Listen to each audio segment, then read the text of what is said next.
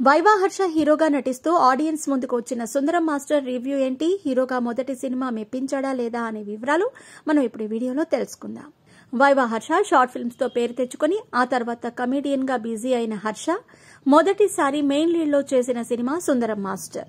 కొత్త డైరెక్టర్ కళ్యాణ్ సంతోష్ దర్శకత్వంలో రవితేజ నిర్మాణంలో తెరకెక్కిన ఈ సినిమా ఈ రోజు అంటే ఫిబ్రవరి 23న థియేటర్స్ లో రిలీజ్ అయింది. సినిమా టీజర్, ట్రైలర్స్ రిలీజ్ చేసినప్పటి నుంచి సినిమాపై మంచి అంచనాలు నెలకొన్నాయి. ముందుగా కథ విషయానికొస్తే సుందరం మాస్టర్ అంటే వైవా హర్ష గవర్నమెంట్ స్కూల్లో సోషల్ టీచర్ గా పనిచేస్తూ గవర్నమెంట్ జాబ్ అవటంతో ఎక్కువ కట్నంతో పెళ్లి చేసుకోవాలని చూస్తూ ఉంటాడు. ఆ ఏరియా ఎమ్మెల్యే హర్షవర్ధన్ స్కూల్ కి వచ్చి అందరు టీచర్స్ ని చూసి సుందరాన్ని సెలెక్ట్ చేసుకుని బయటి ప్రపంచంతో సంబంధం లేకుండా గత 90 ఏళ్లుగా మిర్యాలమెట్ట అనే ఓ ఊరు ఉంది, అక్కడికి బయటి వాళ్లకి ప్రవేశం లేదు. మొదటిసారి వాళ్లకి ఇంగ్లీష్ మాస్టర్ కావాలని ఉత్తరం రాశారంటూ ఆ ఊర్లో ఏదో విలువైనది ఉంది, దాన్ని కనుక్కోవటానికి నేను పంపుతున్నామంటూ 6 నెలల్లో సాధిస్తే డీఈఓ పోస్ట్ వస్తుందని చెప్పటంతో డీఈఓ అయితే కట్నం ఇంకా ఎక్కువ వస్తుందని ఓకే చెప్తాడు సుందరం మాస్టర్. సుందరం అడవుల్లో ఉన్న మిర్యాలమెట్ట అనే ఆ చిన్న ఊరికి వెళతాడు. అక్కడ ఏబీసీడీలు చెప్తుంటే ఆ ఊళ్ళో వాళ్లంతా పర్ఫెక్ట్ ఇంగ్లీష్ మాట్లాడటం చూసి ఆశ్చర్యపోతాడు. సరే అని పదాలు కరెక్ట్ గా చెప్పినా స్పెల్లింగ్స్ తప్పు అని ఆ ఊరి వాళ్లంతా ఇతను టీచర్ కాదు, ఇంగ్లీష్ రాదు అని ఇంగ్లీష్లో తిట్టి 15 రోజులు టైం ఇచ్చి తర్వాత నీకు పరీక్ష పెడతాం, పాస్ అయితే ఓకే, లేకపోతే ఉరివేసి చంపేస్తాం అంటారు ఊరి పెద్ద. ఆ ఊర్లోనే ఓజా అనే ఓ వ్యక్తి సుందరానికి హెల్ప్ చేస్తా అని ఆ ఊరి గురించి ఇలా చెప్తాడు. 1920లో బ్రిటిష్ వాళ్లు ఇక్కడికి వచ్చి మా దగ్గర దొరికే మిరియాల కోసం మమ్మల్ని బానిసలుగా చేసుకుంటే ఓ దొర వచ్చి బ్రిటిష్ వాళ్లని పంపించేసి అతను ఇక్కడే సెటిల్ అయి మాకు ఇంగ్లీష్ నేర్పించాడు. అతని కొడుకు కొన్ని ఇంగ్లీష్ పదాల స్పెల్లింగ్స్ చెప్పాడు.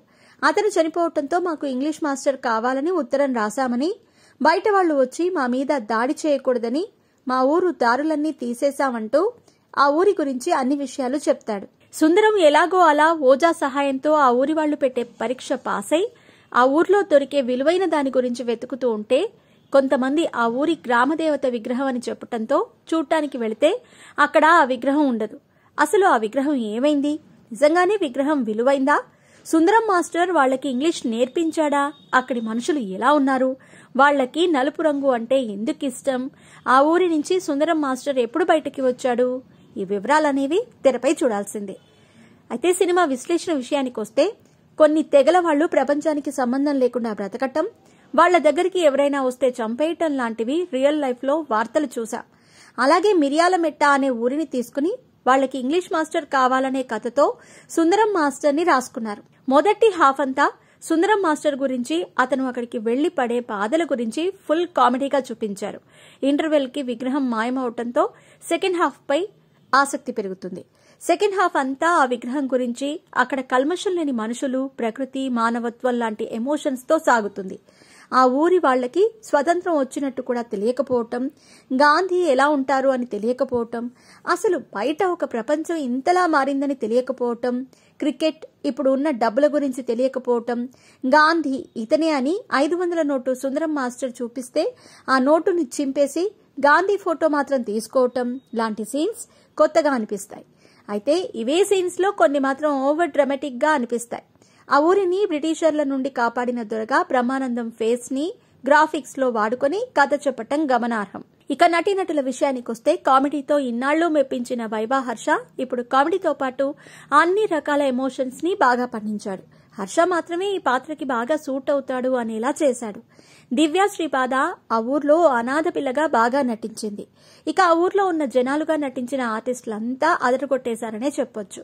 తర్వాత సాంకేతిక విషయాల విషయానికొస్తే సినిమాని అద్భుతమైన లొకేషన్స్ లో షూట్ చేశారు. అడవులు, జలపాతం, మధ్యలో కర్రలతో కట్టిన ఇల్లు ఉన్న ఓ చిన్న ఊరు, ఇవన్నీ సినిమాటిక్ విజువల్స్ లో అద్భుతంగా చూపించారు. ఆ ఊరిని ఆర్ట్ డిపార్ట్మెంట్ అద్భుతంగా కట్టింది. నిజంగా ప్రపంచానికి దూరంగా ఓ పల్లెటూరుంటే అలాగే ఉంటుందేమో అనిపించేలా కట్టారు. కథ కూడా కొత్తగా బాగుంది. కథనం కూడా ఆసక్తిగా బోర్ కొట్టకుండా సాగుతుంది. కానీ సెకండ్ హాఫ్ లో వచ్చే కొన్ని సీన్స్ నిజమో కలో తెలియకుండా ఉండేలా రాసిన స్క్రీన్ ప్లే, ఎడిటింగ్ సాధారణ ఆడియన్స్ ని కొంత కన్ఫ్యూజ్ చేస్తాయి. దర్శకుడిగా కళ్యాణ్ సంతోష్ సక్సెస్ అయ్యాడనే చెప్పొచ్చు. కానీ సినిమా చూస్తే అతని పర్సనల్ ఒపీనియన్స్ ఎక్కువగా సినిమాలో చూపించినట్టు అనిపిస్తుంది. ఇక నిర్మాతగా రవితేజ, సుధీర్ కుమార్ ఓ మంచి సినిమానే అందించారు. నిర్మాణ విషయంలో కూడా తక్కువ బడ్జెట్లోనే మంచిగా తీసినట్టు అనిపిస్తుంది. మొత్తంగా ప్రపంచానికి సంబంధం లేకుండా ఉన్న ఓ ఊరికి ఇంగ్లీష్ నేర్పించడానికి వచ్చిన సుందరం మాస్టర్ పడ్డ కష్టాలు, నేర్చుకున్న పాఠాలు ఏంటి అనే కథని మంచి ఎమోషన్స్తో నడిపించిన సినిమా సుందరం మాస్టర్. ఈ సినిమాకి 2.75 రేటింగ్ ఇవ్వచ్చు.